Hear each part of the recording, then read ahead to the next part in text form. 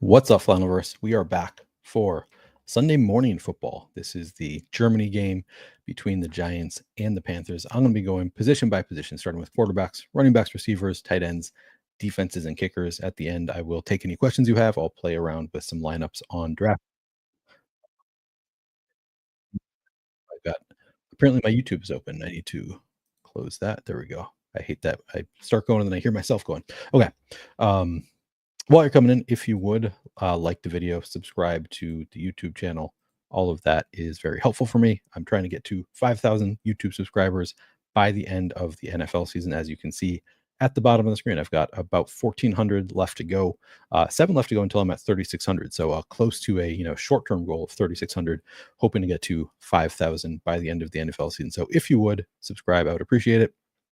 I have turned on at the suggestion of I think it was not EOM in my Discord. I've turned on subscribers only chat on YouTube. So you need to be a subscriber for at least a minute before you can comment, ask a question, anything like that. So if you are thinking you might have questions, make sure you are subscribed to the channel.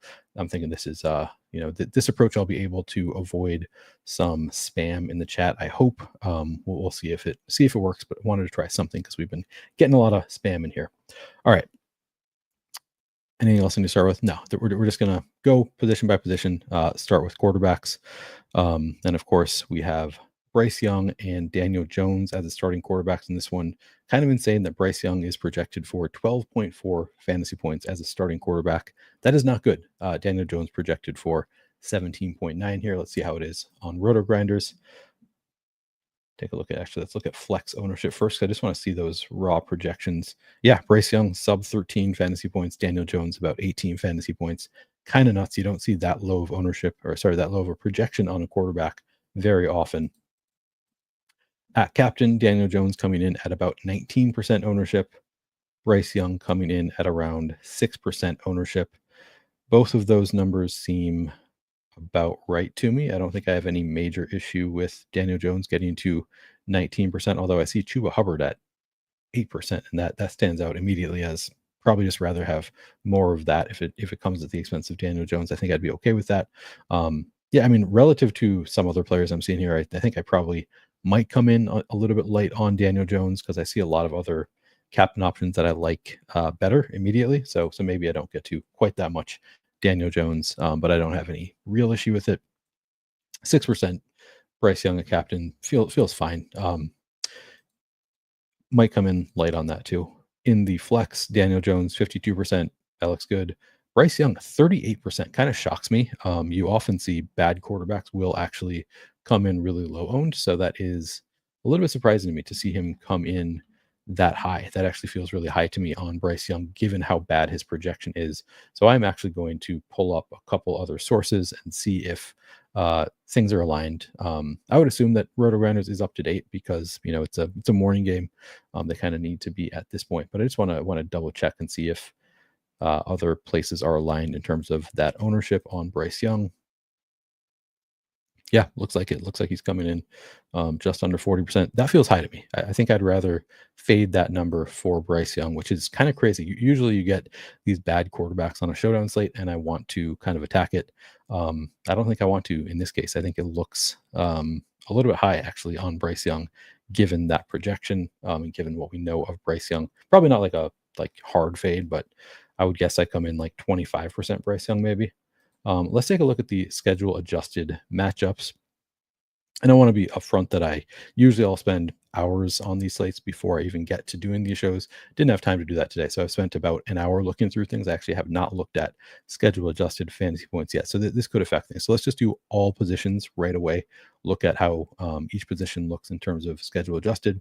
As you can see here, quarterback, it is the third best matchup for Daniel Jones. Not a surprise. Carolina, we know, is really bad defensively. For Bryce Young, slightly below average matchup for quarterbacks against the Giants. It's about what I expected. At running back, it's a best possible matchup for Tyrone, Tracy, and New York Giants running backs. Again, no surprise there. It's actually a really nice matchup for Chuba Hubbard or Jonathan Brooks, Miles Sanders as well, which is also not a huge surprise. So really nice spot for running backs in this game, particularly Tyrone, Tracy, and Devin Singletary, all the other Giants, but a nice spot for all running backs in this game. Wide receivers, it is let's see. Carolina doing better than I thought against wide receivers. About a mid-lean matchup for wide receivers against Carolina, and then slightly below average matchup for wide receivers against the Giants. See if we have any major splits here between. What's this? All right, lining up out wide to the left is a better matchup for Giants receivers. That's sort of interesting. Maybe we'll have to look into who that might be. And then also for both sides. So wide receivers lining out left for both the Giants and the Panthers looks a little bit better. And then at tight end, best possible matchup for Theo Johnson and the Giants. And let's see. Worst possible matchup for Jatavion Sanders. Again, it's tight ends. I don't put as much stock into schedule adjusted stuff just because the numbers are generally not as big at the tail ends. But that it is worth noting that it's a bad matchup on paper for Jatavion Sanders based on schedule adjusted fantasy points. As far as stacking goes, yeah, Anthony, I'll take a look at FanDuel at the usual time. Once we're through all the positions, I'll just take a brief look at FanDuel. As far as stacking goes, Bryce Young hasn't really been much of a rusher at all in the NFL, like 15 yards per game last year, 6 yards per game this year.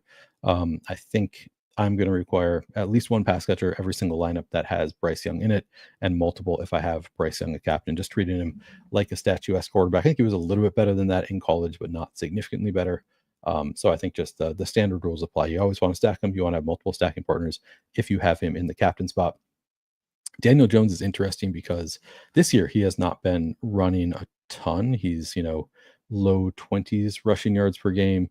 But we know he has a history of being a pretty good running quarterback. He had 700 rushing yards in a season just 2 years ago. So I think you can loosen it up a little bit with Daniel Jones. I think you could play him in the captain with just one pass catcher. I still prefer having multiple. I think if I have Daniel Jones in the captain, and I always want to have at least one, I think like you could probably get away with having Daniel Jones without any pass catchers. But I also, with Malik Nabers and Tyrone Tracy being two of the better plays on the slate, Jalen Hyatt kind of a lower owned play. I don't see myself getting to any lineups that don't have Daniel Jones stacked. I think you're probably going to want to stack him always. And obviously you can include Tyrone Tracy as a pass catcher. Somewhat involved as a running back, maybe benefits from Darius Slayton being out. He was a wide receiver in college. Theoretically, we think he should be involved as a pass catcher. So I think you can include Tyrone Tracy in your Daniel Jones stacks. But yeah, I probably, you could play him without a stacking partner in the flex, but I probably won't be doing it. Yeah, I mean, that's, if you have Jones in the flex, I think you could play him without two, but I also think I'm going to have a lot of Giants pass catchers in my lineups. So I'm just going to have, he's generally going to be stacked anyway. But I'm not going to force two if he's in the flex. I'm probably going to force one when I have him in the captain spot, and then usually going to have two anyway. All right. I think that does it for quarterbacks. Kind of easy one to talk about. So let's move on and talk about running backs. A little bit more interesting. So you have Tyrone Tracy has, seemingly taken over entirely the backfield for the Giants. Finally, some good coach speak that, and we've all seen it. So I think we've all kind of known that he is the lead back for the Giants. But for the first time this week, Brian Daboll kind of acknowledged it. Said Tyrone Tracy did everything we asked him to do. As he got more opportunities, he took advantage of them and he produced. And he's continued to make the most of his opportunity. He's smart.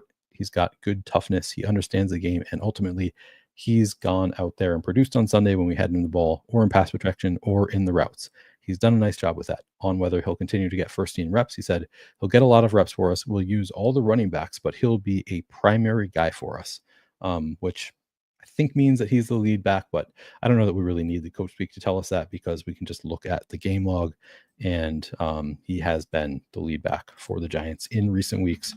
It's been, kind of clear as day. So last week, I'll sort by weeks. Week 9, 16 carries for Tyrone Tracy, 7 for Devin Singletary. The week prior to that, 20 carries for Tyrone Tracy, 2 for Devin Singletary. I mean, sort of interesting that Devin Singletary up to 7 carries last week, but in route participation, 44.8% for Tyrone Tracy, just 1 target last week, but more routes. Devin Singletary, no targets on 20.7% route participation. The week prior to that, they actually were even in terms of routes run, and even in terms of 3 targets each. But Tyrone Tracy, the much better role in the running game, 20 carries to 2. Actually, now we have 3 games with Devin Singletary back, apparently. Is that right? Week 7, just 6 carries for Tyrone Tracy. Oh, is he more? Yeah, just 6 carries and 3 targets, but he did lead Devin Singletary in both categories that week. I think they seem to have figured out that Tyrone Tracy is just their best running back, and the usage last week was really good. The matchup is obviously awesome against the Panthers also, even with, the not great target volume for Tyrone Tracy so far. We've been kind of expecting it because, again, he was a wide receiver in college, had this game with 6 targets here in week 5, I think that is. Week 6, he had 6 targets, and then just back to 3, 3, and 1. I still think he's a good enough receiver. He's run enough routes that I'm still treating him like a pass catching running back. Beyond Tyrone Tracy on the Giants, Devin Singletary, kind of the clear RB2. And let's see, what was the week he was hurt? He was hurt. He missed weeks 5 and 6, came back, was sort of limited in his snap share in week 7. It was unclear if he was limited by the injury, if this was like, did Tyrone Tracy take over, or is Devin Singletary not just fully ready yet? Kind of saw an uptick in week 8 in terms of snaps. And then last week, he actually declined in snaps, increased in terms of carries. But I think ultimately it's pretty clear that Tyrone Tracy is playing ahead of Devin Singletary. I still think, given 5 to 7 carries over the past few weeks, game with 3 targets in the middle there, I don't think it's like I don't think it's a Tyrone Tracy going to be getting 25 carries, Devin Singletary 2 type situation. I think that it's going to be like Tyrone Tracy getting 2/3 most likely. I'm just speculating. I don't know. I mean, you can read this however you want to. Devin Singletary, I think, will have some standalone value. The issue with Devin Singletary is he's $7,000, so he's priced like, kind of a 1B running back, and I think he's more of a 2 running back. So it makes it a little bit tough to get to Devin Singletary, but ultimately we obviously have to look at ownership. So let's take a look at ownership. In the flex, we've got Tyrone Tracy coming in at 44% ownership. Yeah, I think I probably come in over that number. He's only 9,000, pretty easy to get there. Best possible matchup. Great running back. He's been really efficient this year. So I really like Tyrone Tracy. I think I come in over 44% there. Devin Singletary. All right, where are we? Here he is. 10.5% ownership at 7,000. I'm torn because I sort of want to fade Devin Singletary if he's getting any real ownership, given how expensive he is. Yes, good. That is true, Todd. But 10% ownership is reasonable enough for a matchup with the Panthers where they might just be able to run all over them. So I don't know. I think 10% is probably fine for Devin Singletary. I think if it's going to be contrarian, I wouldn't even be surprised if he comes in lower than that as the $7,000 wide receiver too. Yeah, I mean, and not even this is a perfect point. Like we saw the week that Garendo was 7K. It's kind of the same situation. I think that, Devin Singletary, I think, is a better situation for Devin Singletary than it was for Garendo. Garendo was just like not playing at all. So it's a little bit of a different situation in that I thought Garendo was just basically not playable because he was getting some ownership and he was 7,000 and he wasn't really getting any playing time. Whereas Devin Singletary is getting some playing time more than Garendo was. Yeah, and Mason got hurt in that game. Yes. So that was the reason Garendo worked out is because Mason got hurt in the first quarter. Like other than that, Garendo wasn't going to get there to $7,000. I think Devin Singletary, in the in certain game scripts might just be more involved. Like if he's doing well, they might just leave him out there for full drives. Like they have no reason if he's getting 7 yards per carry or just like breaks off a long one. They're not necessarily going to take out Devin Singletary to put Tyrone Tracy in there. So I think it's a little bit different in that I think there's a little bit more standalone value for Devin Singletary. On top of it, just it's the best possible matchup with the Panthers. So there are multiple reasons that I think I like Singletary better than I liked Garendo for that game. But also I think the field does too. So it was, ultimately I think Garendo came in pretty low owned. And part of the reason I didn't like him, I think he was projected for like 7% ownership and came in at like 3% ownership. So I don't know. I think Singletary looks fine to me at 10% ownership. Not a spot where I'm going to be going out of my way to get like 50% or something, or even 30%, but I might end up with 15% Devin Singletary and just kind of hope for the best. Like it's very much he's too expensive for his role. But I think that there are ways for it to break his way. So I don't totally hate 10% going to Devin Singletary, given the matchup. And that I think he has some standalone value and obviously awesome continued value on top of it. Eric Gray, a little bit tough to get to. He is only 400 projected for no ownership. So, I'm gun shy after that last game. Oh man, well, I'm forgetting who the guy's name was. The wide receiver who went off on Thursday Night Football, who Ty Taylor or something. I forget his name, but he put up 115 yards. He had 2 targets all year and then went off. So I'm a little bit hesitant to say that I'm full fading Eric Gray, but I'm full fading Eric Gray. I'm not going to get there. I don't think he has enough of a role. Actually, let me pull up the game log here for Eric Gray.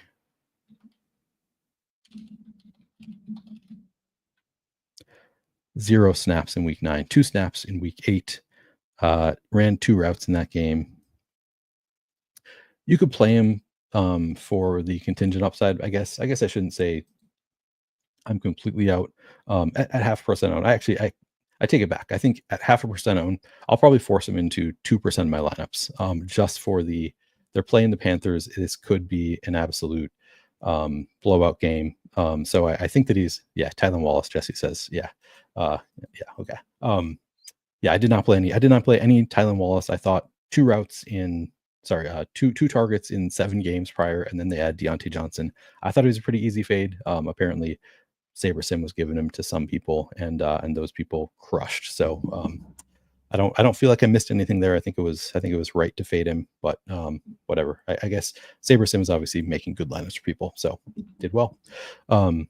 Eric Gray, I think is a just like slightly better play in the sense that he, might be out there a little bit, but he like clearly has contingent upside in a spot where I think this is a game with a wide range of outcomes where it could just be the Giants absolutely smash the Panthers. So I'm not like predicting that. I'm just saying like I think that is well within the range of outcomes for this game, and maybe Eric Gray has some more contingent upside in that case. I don't think he's a particularly strong play. He also like could just get a goal line carry, score a touchdown. So I think he's almost viable. Like I think he's a player. Again, I'll mix him in 2% of my lineup, something like that, just to get a little bit above weight to the field because he's a running back in a situation that is absolutely smash spot for running backs. I have no issue if you want to play 2 running backs from the Giants in the same lineup, even if it is the more expensive ones, even if it's Tyrone Tracy and Devin Singletary. I think that is viable on this slate because I think this could be a spot where they just are able to pound them into the ground. So I kind of like the idea of I shouldn't say I like the idea. I think it's viable. I'll just leave it at that. I think it's totally viable if you want to play Tyrone Tracy and Devin Singletary in the same lineup. I think like the better scenario for Devin Singletary obviously would be the contingent upside if something happens to Tracy during the game. He gets more work. But I think it's viable just because we could see a scenario where they're just running all over the Panthers. They have no need to throw the ball, just use the backs, alternate them, and they just crush the Panthers. So I sort of like it. I sort of like the idea of playing them together. And of course, I have to move this down to running backs. Eric Gray, just a totally like shot in the dark, largest field tournament only type play. It's only 23,000 people in the field too. I guess I should keep that in mind. This is a little bit different than your typical showdown slate in that it's not 200,000 people and it's only 23,000 in the largest field, which makes Eric Gray somewhat less appealing, makes it a little bit, you don't need to get quite as weird with all of your plays. So keep that in mind also. All right. I think that does it for the Giants running backs, but ultimately, I love Tyrone Tracy. I think Devin Singletary, 10% ownership is actually fine, even though he doesn't project that well. And Eric Gray is just a dart throw. Maybe I'll mix him in a little bit, but in a tournament field of only 23,000, it's a little bit less necessary, I think. And then you have on the Carolina side, so Jonathan Brooks not projecting for anything here. Let's see what Roto-Grinders has. If they have a projection for Jonathan Brooks, they do. Okay, so they have Brooks projected for 4 fantasy points. All right, I'm going to start with the Chuba Hubbard side. Chuba Hubbard, 9,800. He is projecting for 34.5% ownership in the flex. In the captain spot, Chuba Hubbard projected for 8% ownership. I think he looks awesome. I think Chuba Hubbard right up there with Tyrone, Tracy, and Malik Nabers as one of my favorite plays on the slate. The usage has been pretty great for Chuba Hubbard all year. I mean, just look at the game log here. It's like he's getting 15. I mean, since week 2, 21 carries, 18, 13, 18, 17, 15, 15. Just awesome usage for Chuba Hubbard on the ground in a great spot against the Giants. Pretty involved in the passing game. Also, you can see here the route participation generally over 50%. Several games with 4 or 5 targets. He has, this one 0, 2, 3. So not as involved the past couple weeks, but can be involved, and the route participation is still there. So that's kind of, I think, a little bit fluky with Chuba Hubbard. Actually, I should pull up all of the Panthers. The coach speak has been sort of interesting in that they keep on, making it sound like they want to get Miles Sanders involved more than they have, and they also potentially have Jonathan Brooks returning or not making his NFL debut tomorrow. So I'll read off the from the past couple days. So on the 7th, and remember, Chuba Hubbard they just signed Chuba Hubbard to a new deal, paid him pretty well. And offense coordinator Brad Idzik says Chuba Hubbard embodies a lot of what we want to do here culturally, and on the offensive side, he's obviously made huge plays for us. We're trying to find ways to get Miles Sanders the ball, trying to find ways to get Jonathan Brooks the ball as he gets more comfortable with the speed of the game and just introducing him to the NFL world. Jonathan can do a little bit of everything, as really all 3 backs can. We just see another good back that we can add into the fold. Chuba is leading the charge, showing how to finish runs. It's been fun to watch his progression in zone running. On whether Miles Sanders is still the 3rd down back or the running back 3, he says, we don't put hard numbers on guys. We just want to get a good chance for them all to touch the ball. They all have their own talents. The elephant in the room being that Chuba is kind of taking that workload. But with that, you need to spell him too, and we're blessed to have 2 other guys that are really good runners behind him. On the 8th, head coach Dave Canelson, by the way, this is all from the Coach Speak Index Discord. You have to pay. It's like $5 a month. It's really good. Highly recommend it. On the 8th, head coach Dave Canelson said on whether Jonathan Brooks and DJ Wanham will play. So there's a possibility. We'll make that decision in the next couple of days. I don't believe we have that news yet on whether Jonathan Brooks is definitely going to play. He also said Chuba Hubbard is meticulous with things. The highlight of our team and the most consistent part of what we've been doing has been the run game. He runs with the right attitude, the right style. I thought it was real important we get that deal done with him. These are the guys we want around here. We talk about our play style, great effort, great enthusiasm, great toughness, playing smart and finish. I don't think there's a guy on our team that exemplifies those things more than Chuba. So we're really excited to have him here for a while. I think given the extension for Chuba Hubbard, I think he's just the lead back. I think he's going to continue to be the lead back with Jonathan Brooks here. So I really like Chuba Hubbard in this spot. As I said, I think the ownership is actually a little bit light on Chuba Hubbard at 8% captain ownership and 34.5% flex ownership. I would guess I come in over those numbers on both.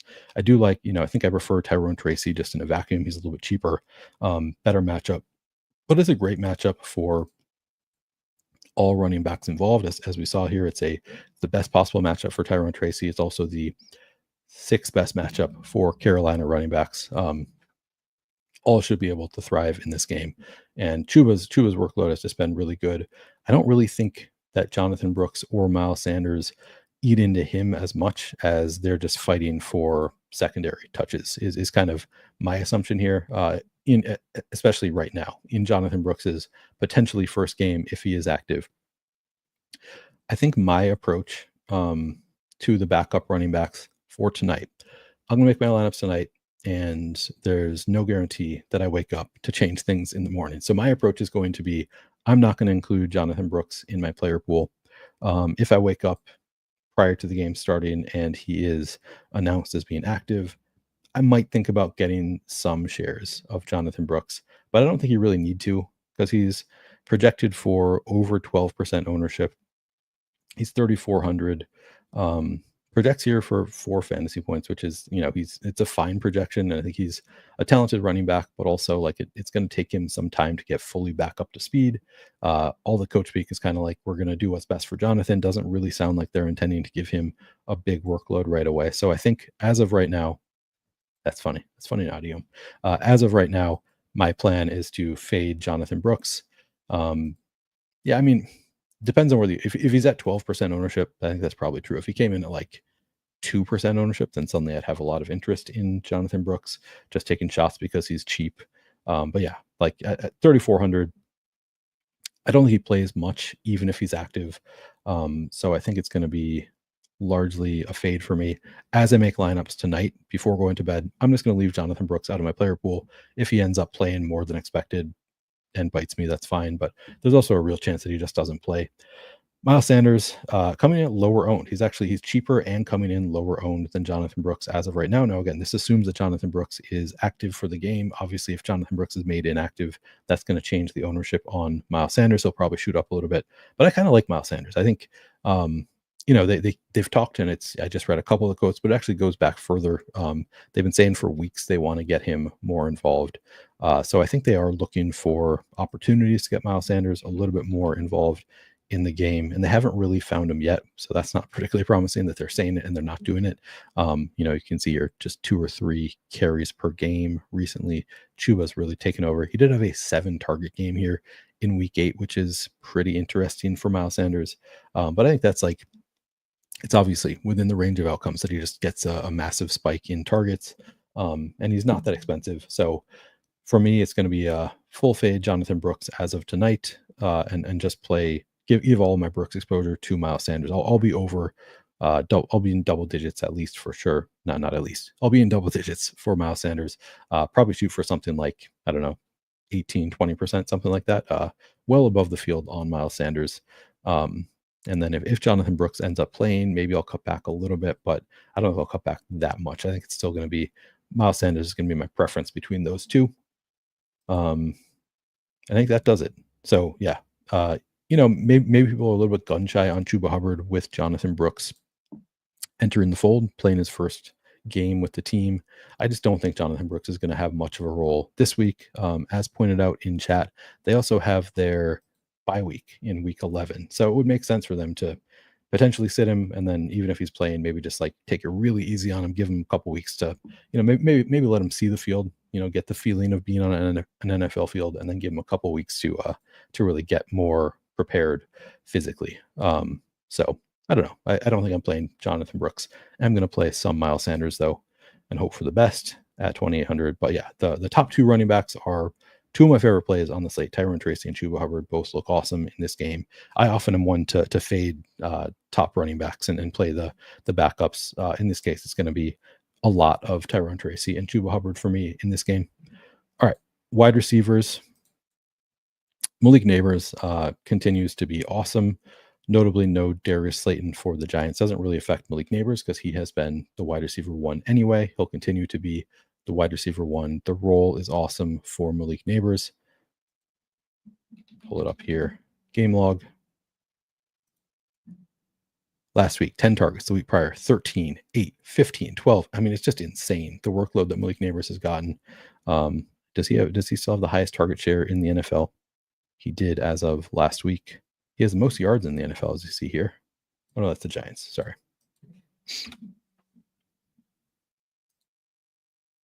Yeah, number 1 in terms of target share in the entire NFL, 34.9% target share. Just insane workload for Malik Nabers. And now he's facing the Panthers. So you get 15 targets against the Panthers. Probably going to have a big game. I really like Malik Nabers.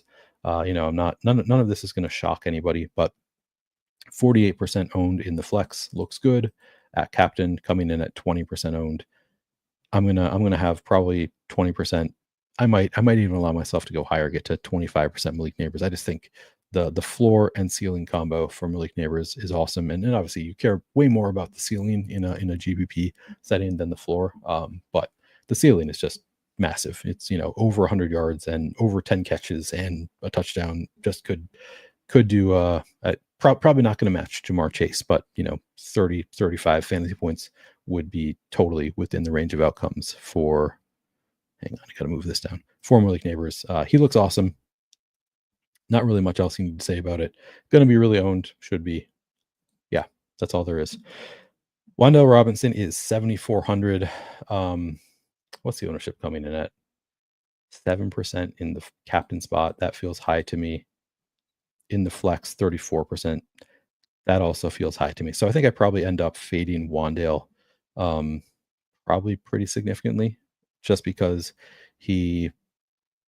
I've always been one to say, like, no, he does have upside. I dispute the claim that he does not have upside because he doesn't really have a ton of splash plays. I think he has upside because he gets so many targets, but they've been a little bit lower in recent weeks.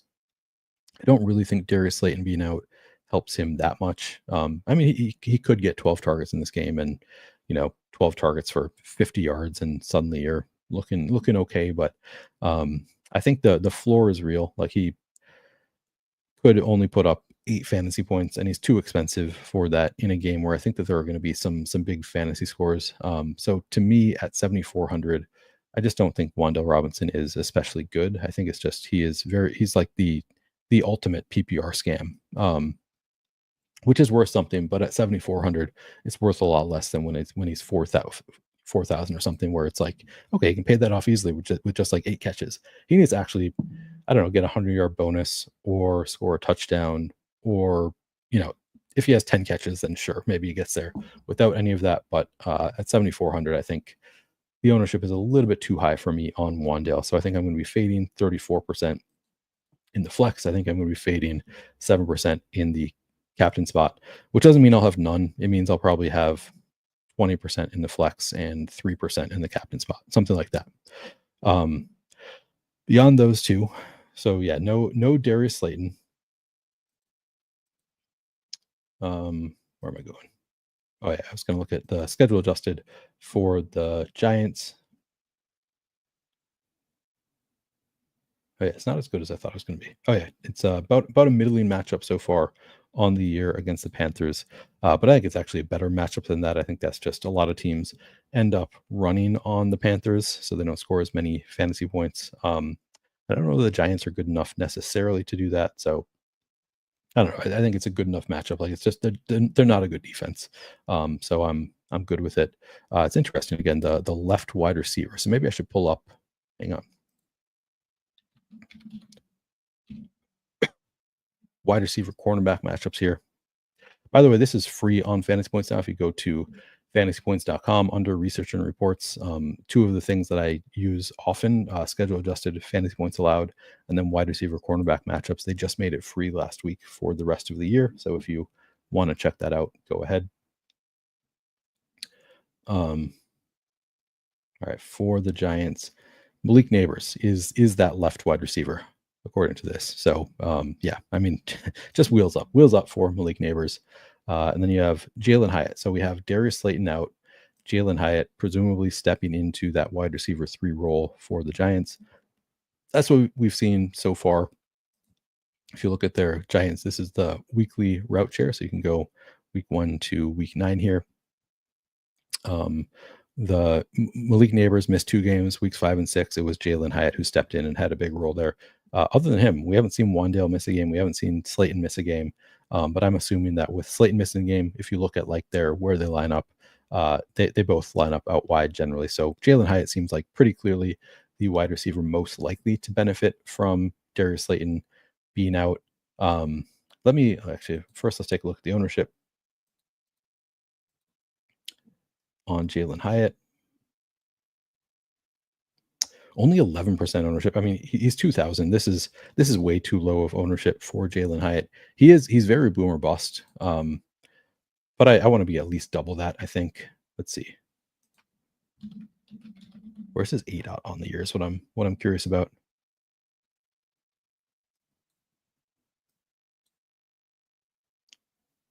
26.4. They just target him down the field over and over this year. Hasn't seen a lot of short passes. I guess he only has 8 targets on the year. That's kind of insane. But he hasn't really been on the field that much. And I would assume that some of those shorter targets are going to come for Jalen Hyatt. With Darius Slayton out, I think he is the most likely to step into a real role. I do want to read so you guys can think about whether you, I don't know, if you have concerns about the coach speak. It's generally positive, I think. So I think it's, for the most part, everything looks good. On the 7th, offense coordinator Mike Kafka said, I think Jalen Hyatt is taking advantage of all his opportunities. He's working his tail off in practice, and he's working on the fundamentals, things that we talked about during the offseason. When his time is called, whenever that may be, he'll be ready. I thought that was interesting. That was the one part that kind of gave me pause when he said, when his time is called, whenever that may be, he'll be ready. And that was 2 days ago. So it's like, why don't you just say it's coming this weekend if it's definitely coming this weekend? But then I thought it was more promising on the next day. Head coach Brian Daboll said, Jalen Hyatt will get more opportunities than he's had because Darius Slayton is out. He's had a good week of practice. Which I guess to me, that's not like, yes, he's going to step in and take that role. They're not saying like he has his opportunity now, he's going to, hopefully take advantage of his opportunity, whatever. It's a, when his time comes, I don't know, he'll be ready. Neither of them really said like he's going to step in and take on a full-time role. I still think that seems to be the most likely scenario, that he's going to step in and, have 70% rep participation, something like that. But it is, to me, slightly concerning, the coach speak there, that neither of them is saying like he's going to get his opportunity this week. I think he's ready to take advantage of it. It's like when he has his opportunity, he's going to have an expanded role, but they're not saying like he's going to step into a big role this week. So I don't know, but they haven't said anything about any of the other tertiary receivers for the Giants. So I do think definitely most likely it's going to be Jalen Hyatt stepping into that role. Isaiah Hodgins is the other one, and he's projected here, and it's only 200. I'm sort of interested there also, just in part because of the coach speak. I think he probably, I want to see what the ownership is here. Yeah, I mean, at 3% ownership, with the coaches not really, it's not like they're gushing about Jalen Hyatt. I'm sort of interested in Isaiah Hodgins. I think he's the only other Giants receiver that really interests me. Here, this is, what page is this? Target share. I don't know if this is going to tell us anything. Let's go to, this is route share. He also benefited when Malik Nabers missed time, and it was Jalen Hyatt benefited more, took on more of that load. But I think Hodgins is sort of interesting as a kind of wild card, like could step into a bigger role than we're expecting. The coach speak doesn't necessarily say it's all Hyatt's role. So I think Hodgins is a kind of a fun dart throw. And I think even in a field of 23,000, which again, it's the largest we have this week. Unfortunately, I wish we had a 200,000 person field for the slate tomorrow, but even in 23,000, I think it's worth being overweight to Isaiah Hodgins. Looks like a really strong, like, wide range of outcomes, could take on a bigger workload. Maybe he runs 40-50% of the routes, maybe splits with Jalen Hyatt. I think that is within the range of outcomes, and he's only 200 and not getting any ownership. So I do think Isaiah Hodgins is somebody to take a flyer on. And then, Smith Marset, I guess, is there too. I don't know. He's not even being projected by fantasy points. Let's take a look, because he has not run a route like all year, 0% across the board. So I would rather just take my shot on Isaiah Hodgins, I think. Hopefully I don't get Tyshawn Taylor like I did on Thursday. All right. On the other side, we have the Panthers. They, of course, traded Deontay Johnson. They traded Jonathan Mingo. So this is a different Panthers team than we have seen so far. Xavier Legette, the pretty clear lead receiver there for the Panthers. And if you look at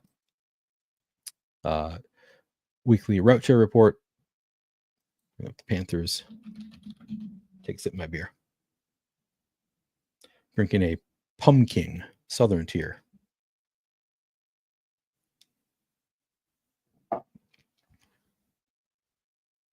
Last week, Xavier got 79% route participation with Jonathan Mingo still there. So that's without, I guess these are the two games without Deontay Johnson, 55%, 79%. Now we're losing Jonathan Mingo. And then, of course, we look at target share.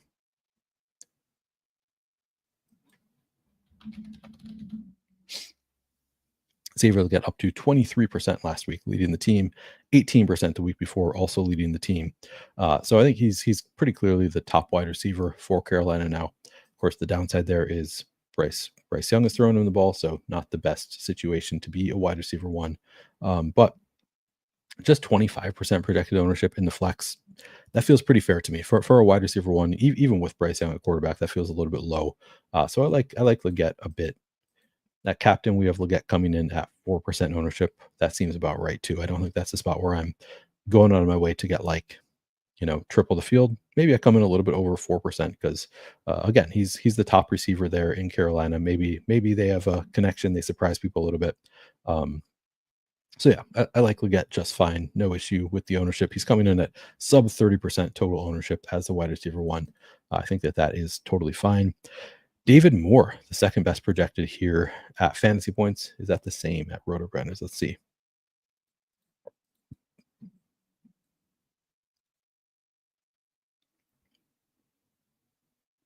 David Moore projecting for 7 fantasy points. Jalen Coker for 8.5. Okay. So RotoGrinders has Coker running ahead of Moore. Fantasy points has Moore running ahead of Coker. Either way, Moore is 3,000. I was kind of debating who I would rather have. At his price tag, Moore is pretty interesting.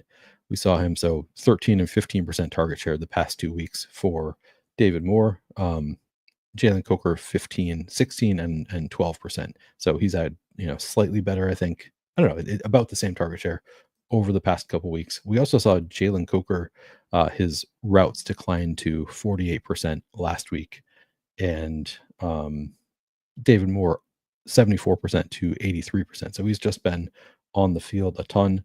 Now I believe so this week we've been dealing with an injury to Jalen Coker. I'm not sure if that happened during the game, so I did want to look into that. That's one of those things that I would have looked at closer. It's a shoulder injury, so maybe if any of you want to look it up, I think he might have been hurt during the game. Let's see. Okay, what I see on Twitter, Jalen Coker apparently has a shoulder injury. Maybe that's why he only played approximately 45% of the snaps. So I guess it's not totally clear if the injury was in game and that was the reason that he didn't play quite as much. Sort of interesting, but also the coach week has been a little bit iffy on the young receivers. It's been like they keep on making mistakes. After the game, I think 2 weeks ago, it was like they weren't very good. So I don't know that it's necessarily the shoulder was the reason for Jalen Coker losing some opportunities last week. It might have been though. So I think that's worth noting. He had a shoulder injury this week. It's possible that's why he played a little bit less than he had been previously. But again, the coach week has been like, let's see. I don't know. It has not been that great. They have said some things like he's separated on the NFL field. That's not easy to do. He's consistently one outside in the slot over the last couple games. Now, okay, here's what they said. Now the challenge for him is to improve his fundamentals, improve the details of his routes and splits. We've seen that when he gets opportunities, he makes the most of them. That was on the 30th. So I don't know, some positives, some negatives for Jalen Coker, and a lot of it has been like they've had some negative things in general to say about like our young receivers were making mistakes in this game, but ultimately I think it sounds like they do like Jalen Coker. Yeah, Hudgens for a while it looked like he was going to be something.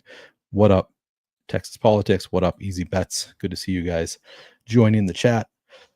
So okay, let's go back to it. Let's break it down. So I think Jalen Coker and David Moore to me look like pretty similar plays, just looking at their target share. In terms of like how I would project them, and we see it like the different sites project them differently. So similar in the sense of they should project probably about the same. They both had about the same target share over the past 2 weeks in totality. David Moore, the veteran, Jalen Coker, a rookie.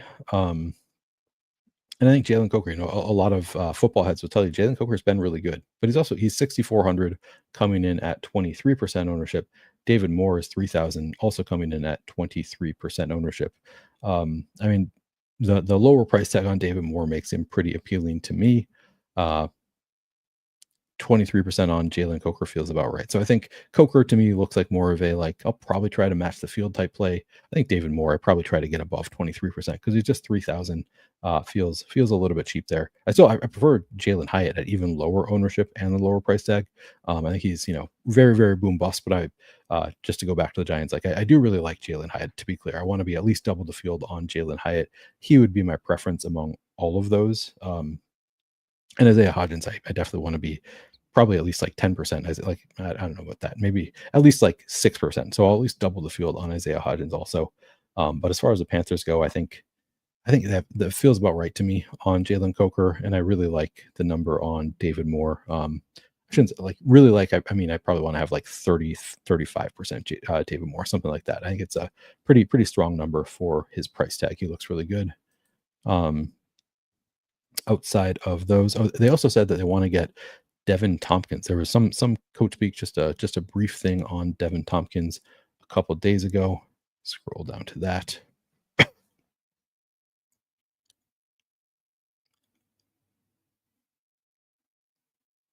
me find this real quick.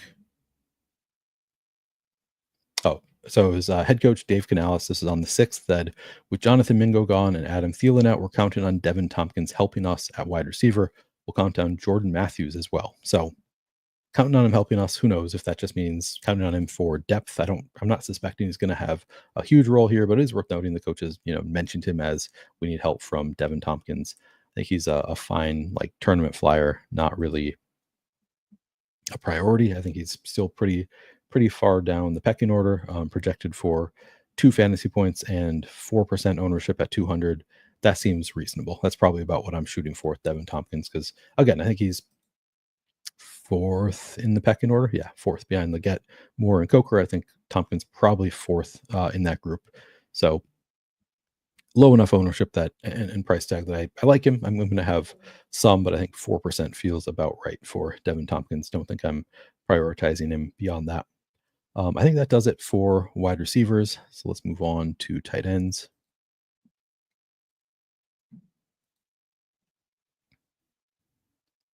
.um says Tompkins played a bit last week. He got elevated from the practice squad.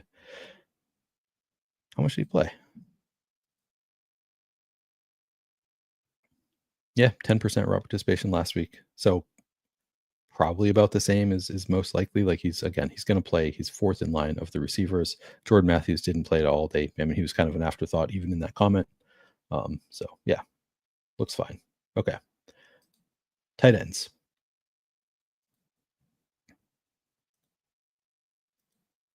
Ja'Tavion Sanders, the best projection of the tight ends. He's 4,400, projects for 7.7 fantasy points. In the flex, Ja'Tavion Sanders projecting for just 19% ownership. I kind of like that. 4,400, 19% ownership looks pretty good. In the captain spot,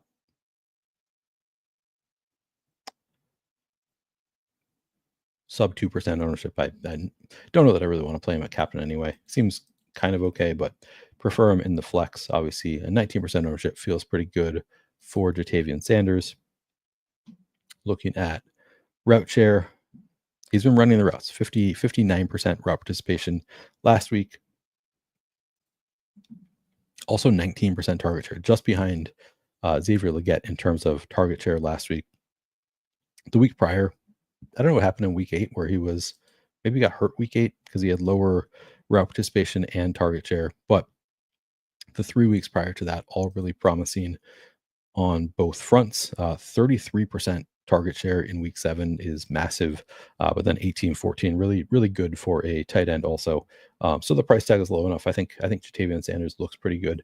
Now remind me, where's the matchup? Okay, I think it's a worst possible matchup in terms of schedule adjusted fantasy points allowed. Again, that's not going to really deter me. I don't think it's it's worth noting, but also I don't think it's a huge factor for me. I think he looks fine. I think Ja'Tavion Sanders is in play, not like a massive priority, but I also think sub 20% feels a little bit light to me on Jatavian Sanders. I would guess I come in a little bit higher than that. Okay. Pepperoni says, seems like spending up for Leggett is better for a Carolina receiver with Bryce at quarterback. Yeah, maybe. I don't know. That might be true, but he's also really expensive. Like you think he's going to really hyper focus on him, then I guess that makes sense. Yeah, I mean the schedule adjusted stuff, I agree. It doesn't matter. I mean, it does and it doesn't. Like you can go to him, like you don't have to like rule him out for it in Showdown. Sometimes it can be like, okay, this is a spot that I really want to target. But yeah, I don't think it's like definitely doesn't take him off out of consideration for me. Given the price tag and the low ownership, I think Jatavian Sanders looks pretty solid to me. Do I think Tommy Tremble returns? That's a good question. Not projecting him here at fantasy points. I think Jatavian Sanders has taken over anyway. Let's see. Because Tommy Tremble was there in week 8. What was the route share? 38%. Oh, maybe. Oh, so it is. So that was a concern. So maybe that's what happened. Maybe that's why Jatavian Sanders lost his routes and his target share in week 8. So that's actually a really important question. All right. Thank you for asking. Let me look.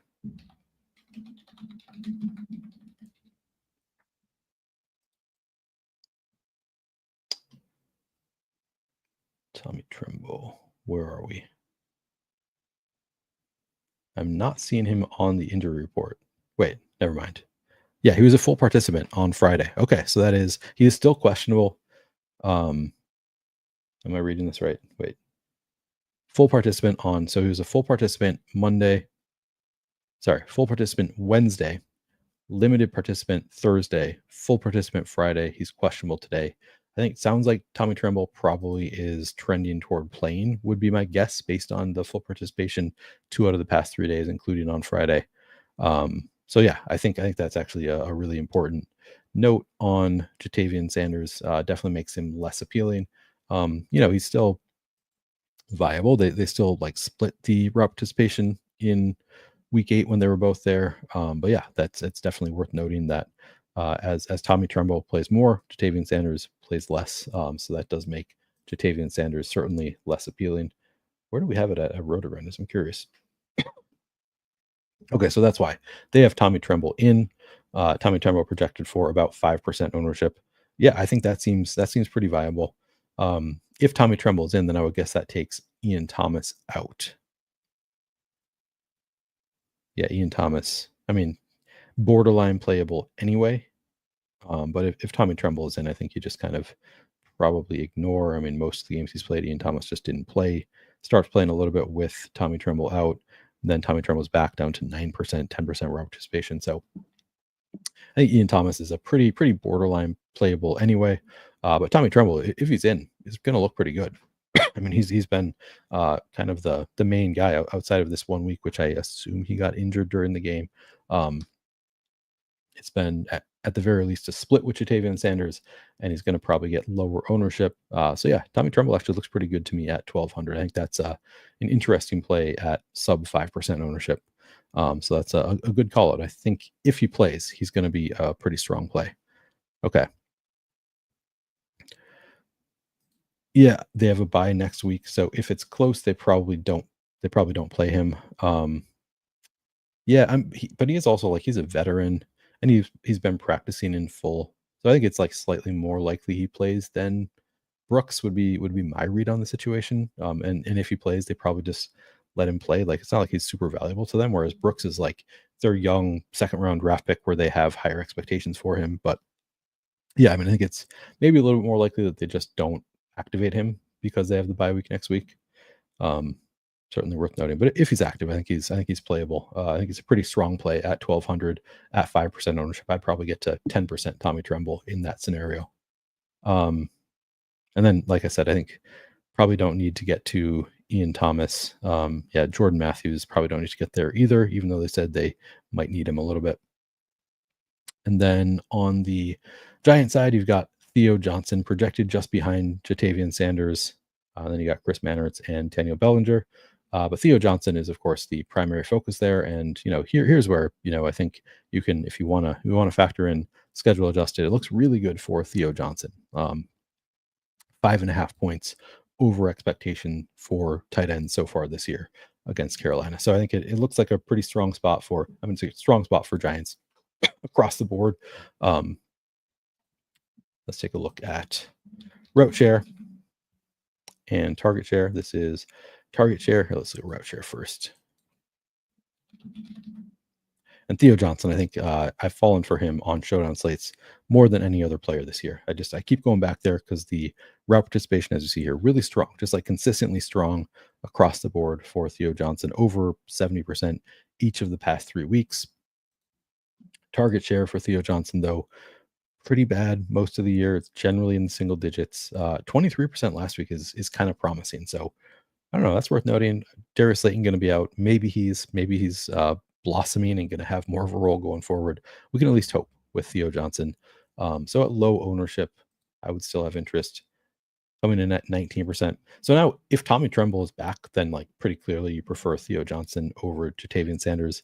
Even if he's not, I think I prefer Theo Johnson over Jatavian Sanders. Again, his highest target share of the season last week. Coming in at the same ownership, he is cheaper. I think Theo Johnson looks pretty strong. Two of those, rookie tight ends that were kind of highly touted by best ball touts, who are in the know this summer. I'm not one of those. I listen to those guys tell me about who's good from college ballers. So kind of funny that neither of them is really standing out, but I think slight preference if you're choosing between them for me would be Theo Johnson, and then like Daniel Bellinger and who's the other one?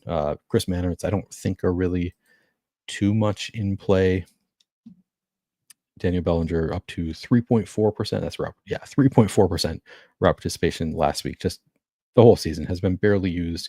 He's the classic backup tight end. If he scores a touchdown, you'll probably want him. If he doesn't, you don't want him. Doesn't have much of a role. And target share is brutal for Daniel Bellinger, and similar for Chris Mannertz. I guess the past 2 weeks have been the best for Chris Mannertz. That's probably 1 target per game, but not enough to get excited about.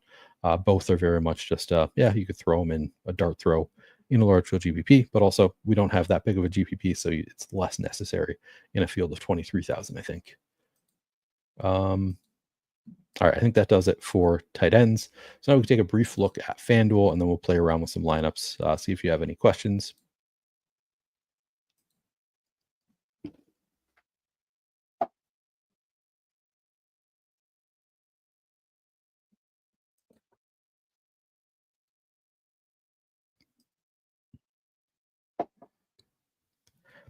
Oh, Pepperoni says, "Wow, skipping defense kicker." You're right. You're right.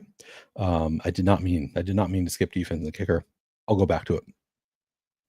I don't love Theo Johnson at captain. I think I'd rather just go to one of the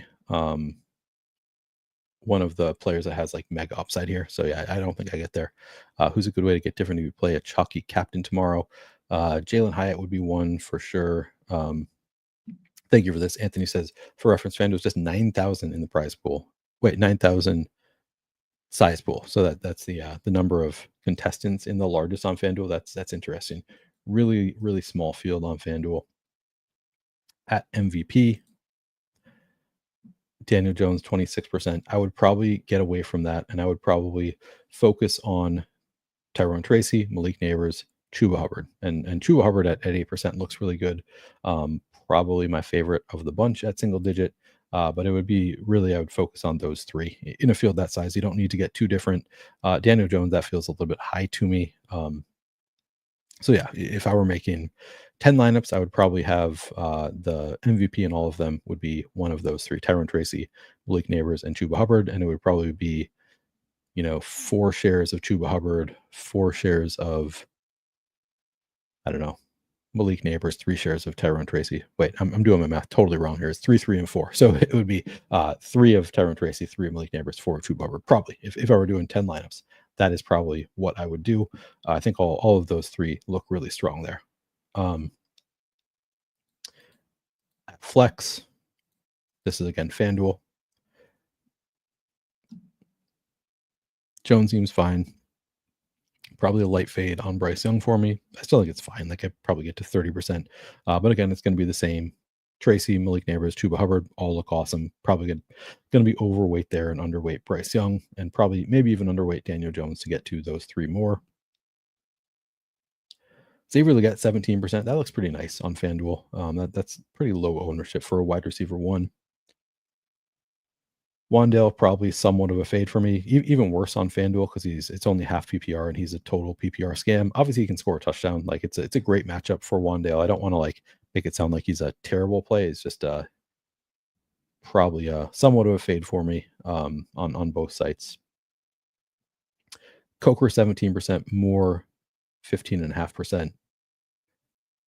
I don't know. Those seem totally fine to me. They don't really stand out to me as exceptional plays, but I think they're both that's fine ownership on FanDuel. Theo Johnson 12.5% looks pretty good to me. I like that number. Jalen Hyatt 8.5%. That looks really good to me on FanDuel. I would lean into that a little bit. Isaiah Hodgins 2.5%. I really like that as a contrarian play on FanDuel. Yeah, and then like Eric Gray at 0% ownership. It's kind of interesting. Like just like hope for a random touchdown. Like it's a small enough field you probably don't need to, but you also might be like the only one in a field of 9,000 to play him. So you could do it. It's not a huge priority. But I would say, yeah, Jalen Hyatt, take some shots on Isaiah Hodgins in a field of 9,000. I still think that's pretty viable. Okay. I think that does it for the FanDuel wrap up. Obviously, most of what I've said has been applies to both FanDuel and DraftKings because we're just looking at usage and defense and stuff. And then, yeah, defenses and kickers on, well, first I can look at FanDuel.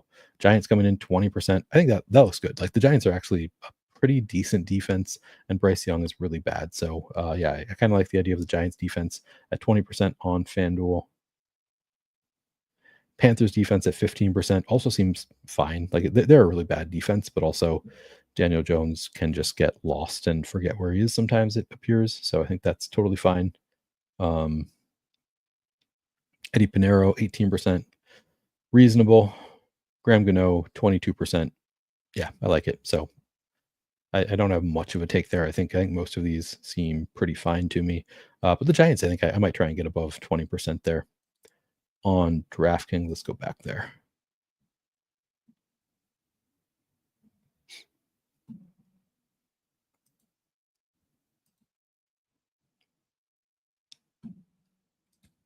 All right, so on DraftKings, Giants defense, yeah, 20.5% seems, they're 5,800.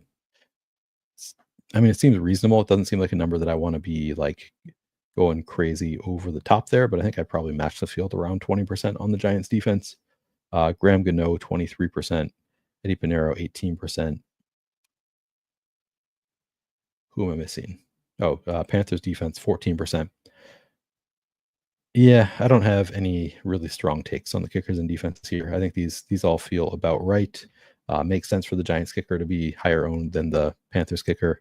Yeah, unfortunately, don't really have much on top of like it. Just kind of matching the field there.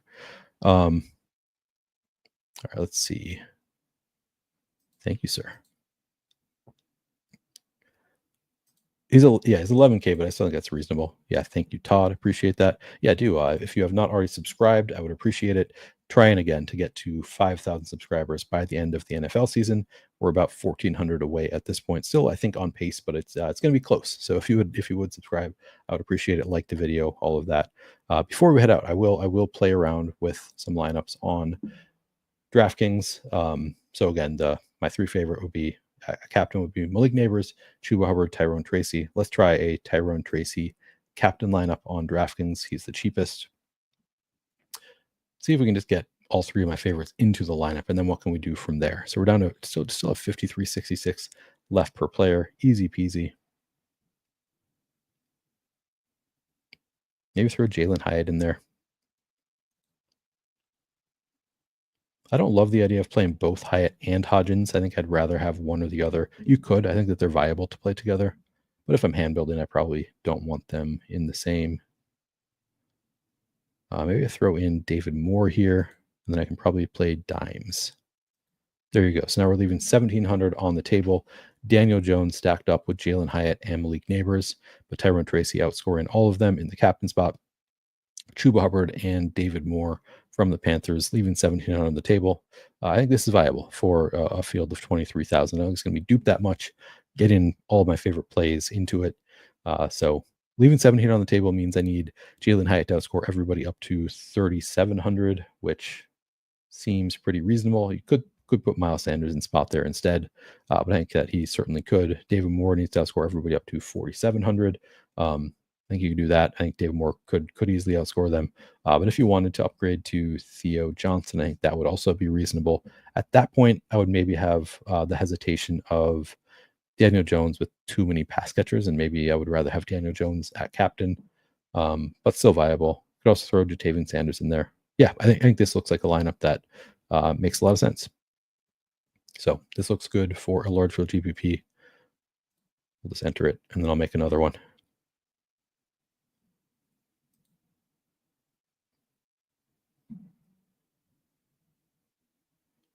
Where are we?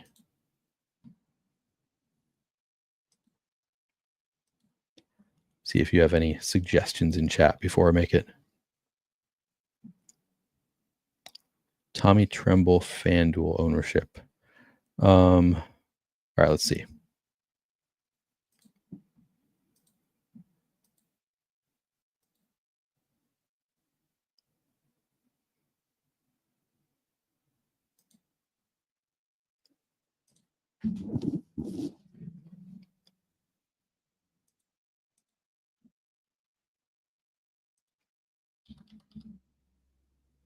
%4.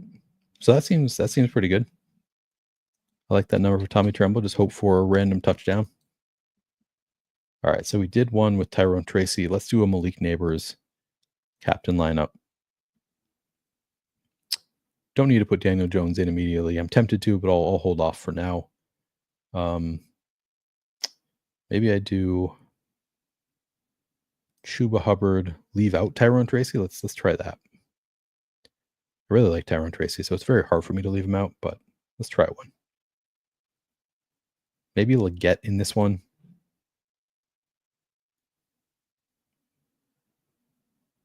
And then throw in. Do I want to just go back to David Moore? Kind of.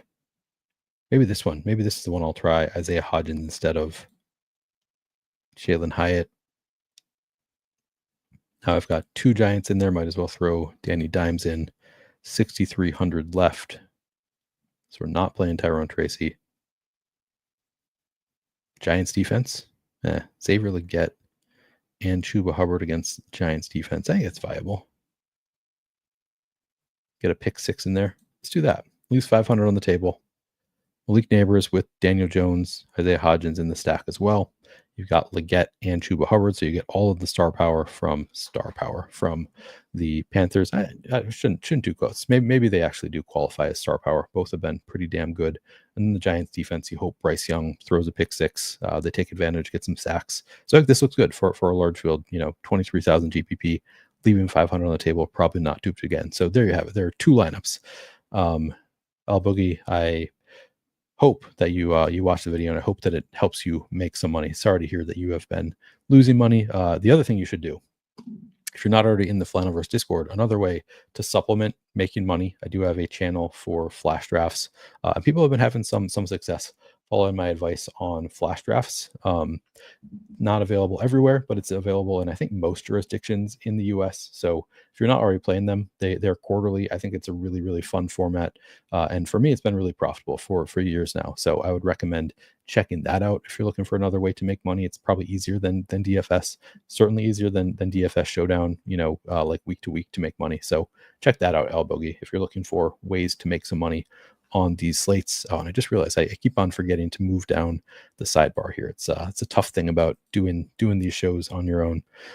Maybe I'll add in chapters or something. Yeah, love you too. How much do I leave on the table on FanDuel?